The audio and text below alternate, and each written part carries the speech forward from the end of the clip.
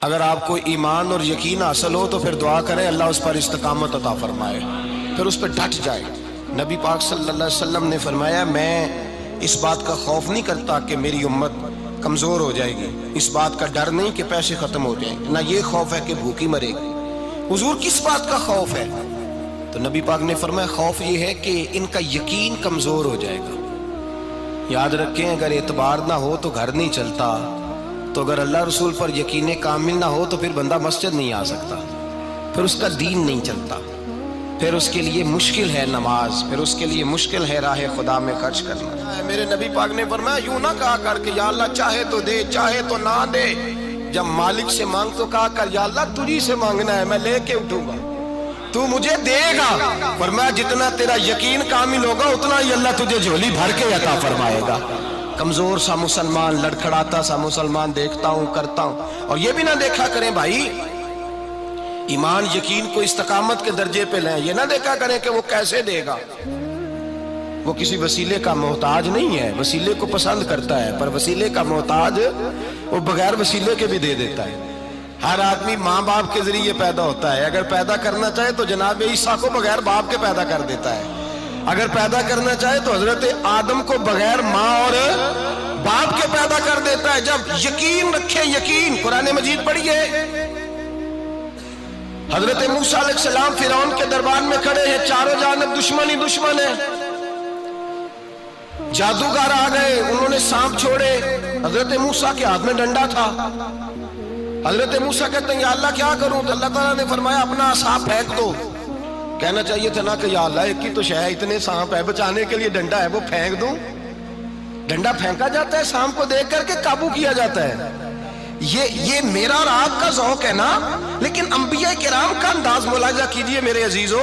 اللہ فرماتے ہیں ڈنڈا، اے موسیٰ ڈال دے اپنا عصا، پہلے نہیں فرمایا کہ سانپ بن جائے گا، فرمایا بس تو ڈال دے۔ میں اور آپ ہوتے ہیں تو سام سامنے ہے، ڈنڈا ہاتھ میں ہے، ہم کہیں گے عجیب بات ہے، یہی تو دفاع کی چیز ہے، اسی کو ڈال دوں تو بچوں گا کیسے؟ کہا ڈال دو، تو حضرت موسیٰ نے ڈال دیا، کہا میرے رب کا حکم ہے تو میرے لیے بہتر ہی ہوگا۔ اللہ فرماتے ہیں جب موسیٰ نے ڈالا تو میں نے اس ڈنڈے کو، اس عصا کو اژدہا بنا دیا۔ اب کبھی عصا بھی اژدہا بنے، کبھی چھڑی بھی بہت بڑا اژدہا بنی ہے، لیکن قرآن کہتا ہے جناب موسیٰ نے ڈالا تو اللہ نے اژدہا، بلکہ اس سے پیچھے چلیے، عورتیں کمزور یقین کی ہوتی ہیں نا، جناب موسیٰ پیدا ہوئے تو اللہ فرماتے ہیں میں نے موسیٰ کی ماں کے دل میں بات ڈالی، ماں کے دل میں صندوق میں ڈال کے تو اس کو دریا میں بہا دے۔ اور بھائی صندوق میں کہہ سکتے ہیں نا آکسیجن کیسے جائے گی، اور دریا میں بچے بچنے کے لیے ڈالے جاتے ہیں کہ ڈوبنے کے لیے ڈالے جاتے ہیں؟ ماں کے دل میں یقین کمزور نہیں تھا ماں کا۔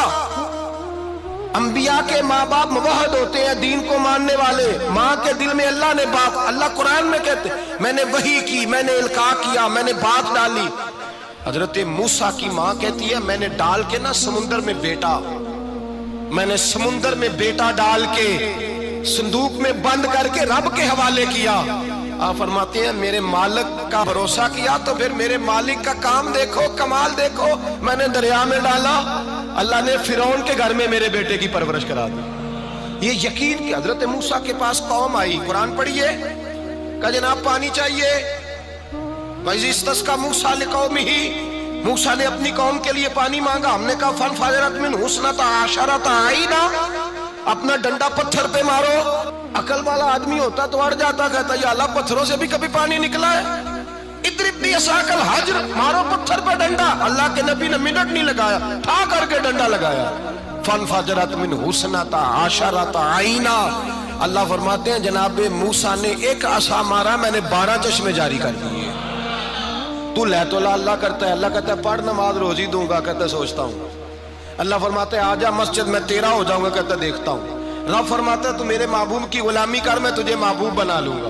تو کہتا ہے تھوڑا بڑا ہو کے داڑھی رکھنی ہے، ابھی سیانا ہو کے میں ذرا سرٹیفکیٹ لے لوں اسرائیل سے کہ کتنے سالوں کے بعد آئیں گے، پھر شروع کروں گا۔ پروگرام بنا رہا ہے، ابھی تو ارادے میں ہے۔ اللہ کے پیغمبر کا ڈنڈا، اور اس سے زیادہ آگے بات ہو گئی، پیچھے فوج لگی ہوئی ہے فرعون کی، مجمع ہے، ہزاروں لاکھوں کا لشکر لے کے، تلواریں نیزے، فرعون پیچھے، آگے دریا آ گیا۔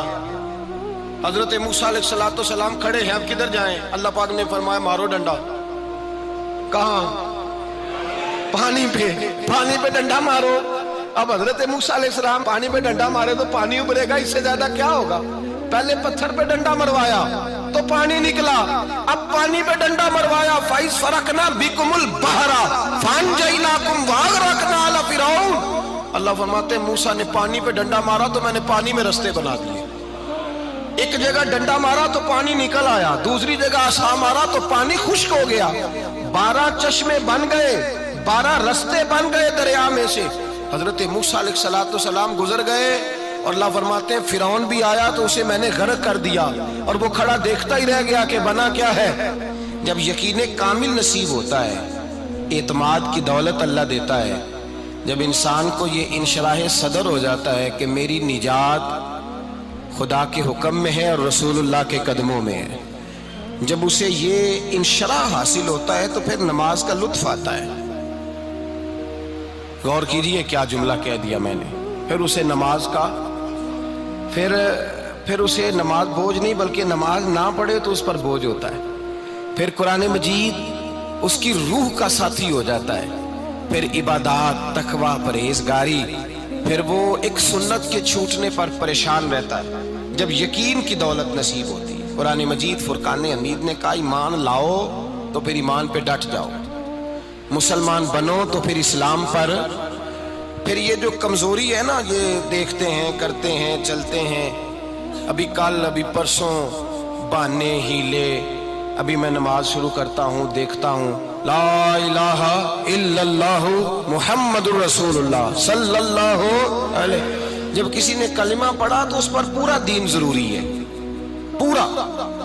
اب وہ یہ نہیں کہہ سکتا کہ تھوڑا تھوڑا کر کے آؤں گا۔ یقین کی دولت نعمت ہے۔ اللہ پاک قرآن مجید میں فرماتے ہیں ان الذین قالوا ربنا اللہ ثم استقاموا، جنہوں نے کہا کہ اللہ ہمارا رب ہے اور پھر وہ اس پر ڈٹ گئے، پھر اس پر وہ کہا تو ڈٹ گئے، کھڑے ہو گئے، نہیں اللہ ہی رب ہے، اللہ ہی دینے والا، اللہ ہی مالک، اللہ ہی ہمارا رازق ہے، رب ہی ہمارا سب کچھ۔ جب ڈٹ گئے تو فرمایا تتنزل علیہم الملائکہ، پھر میں ان کی مدد کے لیے آسمان سے فرشتوں کا نزول فرمایا کرتا ہوں۔ فرشتے کیا کہتے ہیں؟ اللہ تخافوا ولا تحزنوا، غم نہ کرنا، خوف نہ کھانا، وابشروا بالجنۃ التی کنتم توعدون، ہم تو تمہیں اللہ تبارک و تعالیٰ کی اس جنت کی خوشخبری دینے آئے ہیں جس کا رب نے تمہارے ساتھ وعدہ کیا ہوا ہے۔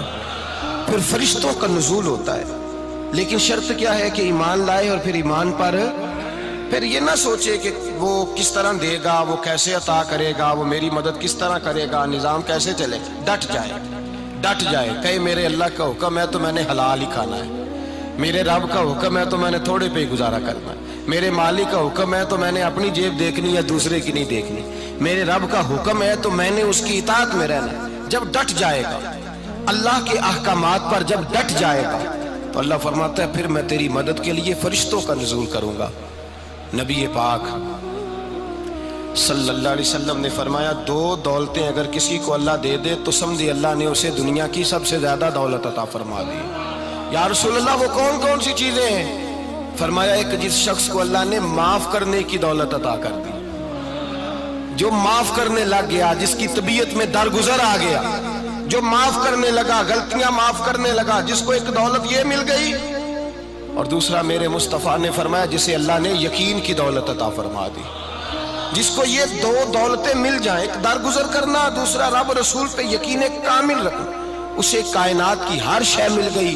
میرے نبی پاک نے فرمایا جب بھی دعا مانگو خدا سے یہ 2 نعمتیں مانگا کرو، عرض کیا کرو اے اللہ درگزر کی دولت عطا فرما، اے اللہ تو ہمیں یقین کی دولت عطا فرما، ایمان کی قوت اور پختگی نصیب فرما۔ میرے بھائی حضور نے فرمایا مانگ کے لو۔ کمزور ایمان والا شخص کسی کام کا نہیں ہوتا۔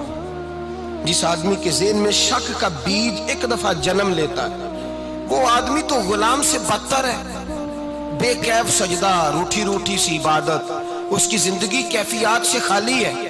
جس شخص کو پتہ چل جائے نا لوگ میرے مخالف ہیں، اس کا تو سجن رہتا ہی کوئی نہیں۔ اصل بات یہ ہوتی ہے کہ یہاں سوچ بیٹھا ہے کہ دنیا میرے خلاف ہے، یہاں مخالفت یہاں بیٹھ گئی ہے، دو بندے باتیں کر رہے ہیں تو پریشان ہے، میرے خلاف ہی لگے ہوئے ہیں، میری ہی بات ہو رہی ہے، کیونکہ اصل تکلیف کہاں ہے؟